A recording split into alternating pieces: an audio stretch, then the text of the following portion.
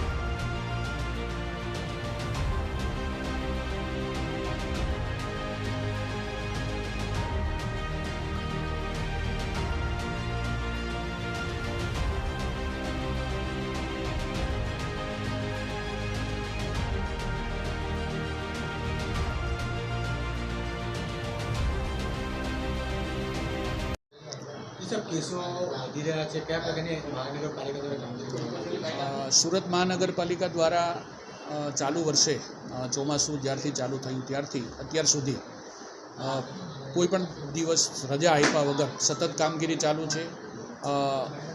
અમારા 686 જેટલા સર્વેલન્સ વર્કરો રોજે રોજ હાઉસ ટુ હાઉસ સર્વે કરે છે, ઘરોની અંદર જઈ અને મચ્છરના ઉત્પત્તિ સ્થાનો શોધે છે. ઓગસ્ટ મહિનાની અંદર અમારા વર્કરો દ્વારા 26 લાખ જેટલા ઘરોની અંદર વિઝિટ કરવામાં આવેલી અને લગભગ 26 લાખ ઘરોમાંથી 66,000 ઘરોમાં અમને મચ્છરના ઉત્પત્તિ સ્થાનો મળેલા. સપ્ટેમ્બર મહિનાની વાત કરું તો અત્યાર સુધીમાં અમારા દ્વારા 12 લાખ કરતાં વધારે ઘરોની અંદર સર્વે કરવામાં આવેલું છે અને એમાંથી 4,500 જેટલા મચ્છરોના ઉત્પત્તિ સ્થાનો મળ્યા છે.